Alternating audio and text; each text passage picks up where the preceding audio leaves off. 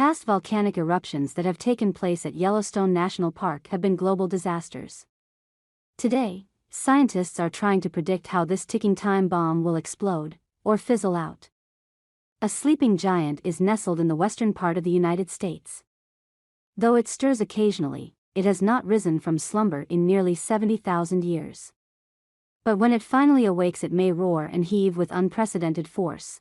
This giant is the supervolcano that lies beneath Yellowstone National Park, the wildlife and forest preserve positioned on a sprawling expanse that extends through the states of Wyoming, Idaho, and Montana. The volcano itself is actually located in northwestern Wyoming, which is where the bulk of Yellowstone is contained. The ground above the Yellowstone supervolcano sits on a hot spot made of molten and semi-molten rock called magma.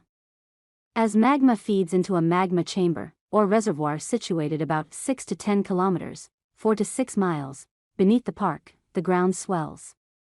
When the magma begins to solidify and cool, the ground falls. Volcanologists, who have been measuring this activity since 1923, say the ground rose about 25 centimeters, 9.8 inches, between 2004 and 2009. However, in 2010 the land began to subside. The period of slow, steady rise has many scientists wondering whether Yellowstone might erupt in the near future. And if it does, there is concern about how intense that eruption may be. The big question is, if Yellowstone started shaking tomorrow, what is there to expect?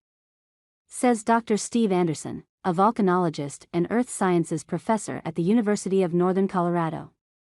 I don't think we know exactly what to expect.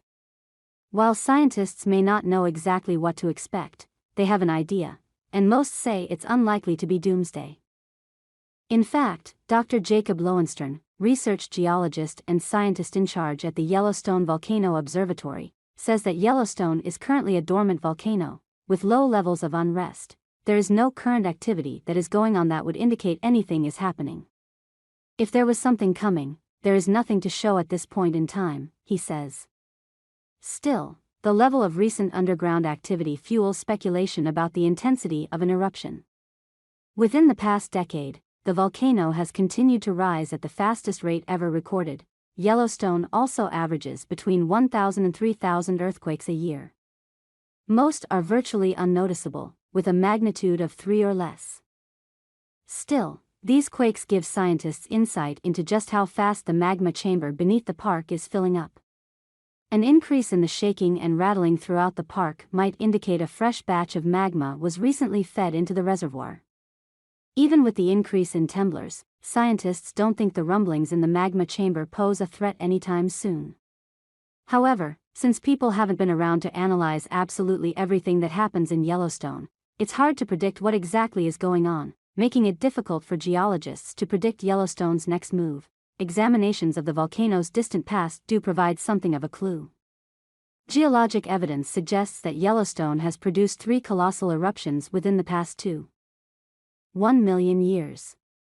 Volcanologists say the eruptions occurred at gaps of about 600,000 to 800,000 years.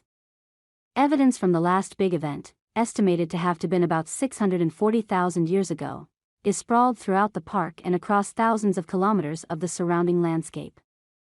Each of the previous eruptions spewed enormous amounts of volcanic ash, gas, magma, and other volcanic debris that covered most of the continental U.S. Some material has been found as far away as Louisiana. After each of these eruptions, the Yellowstone supervolcano collapsed on itself, sucking in trees, mountains, and everything else in the landscape. The depression formed by this phenomenon is called a caldera. In fact, the Yellowstone supervolcano is also called the Yellowstone caldera. A caldera-forming eruption would create a massive natural hazard in Yellowstone. Scientists say the last Yellowstone eruption was 1,000 times greater than the notorious 1980 metric tons St. Helens eruption that killed 56 people and thousands of animals, and scorched hundreds of square kilometers of land in Washington and Oregon. Thousands of years ago, the last blast from the Yellowstone supervolcano shot a fatal plume of hot ash, molten rock, and lethal gases thousands of meters into the air. A third of the continent was likely plunged into complete darkness. Pyroclastic flows, fast-moving currents of hot, dry rock fragments and gases, raced along the region at alarming speeds, burying or shattering anything in their path. Magma spewing out of the ground charred the once charming landscape for kilometers. Some evidence of the last eruption can be found in the Yellowstone caldera itself, 50 kilometers, 30 miles, wide and 70 kilometers, 45 miles, long. The thick volcanic debris that remained after the eruption can still be seen in an area referred to as the Lava Creek Tuff. Officials of the United States Geological Survey, USGS, say a massive eruption like the last one is an unlikely scenario. In fact, officials at the Yellowstone Volcano Observatory say the most likely activities that might take place in the future are hydrothermal explosions, eruptions of steam and hot water, rather than molten rock, or lava flows. Although lava flows are a type of magmatic eruption, they are not as devastating as the caldera-forming explosions. Instead of instant destruction, lava flows slowly ooze out of the ground over a period of days, months, or even years. They are also relatively rare. The last Yellowstone lava flows took place about 70,000 years ago. Yet even today, hikers can see evidence of those eruptions in the form of distinct rock layers along the park's trails. Some evidence of younger lava flows can be found near the cliffs surrounding the Upper Geyser Basin, near Old Faithful. Old Faithful is a geyser and one of the park's most popular tourist attractions. Today, Yellowstone sleeps, with scientists checking its every hiccup or cough in an effort to predict its next move. While the brewing force beneath the park has been restrained for thousands of years, Yellowstone's dormancy does not mean it will not one day awaken.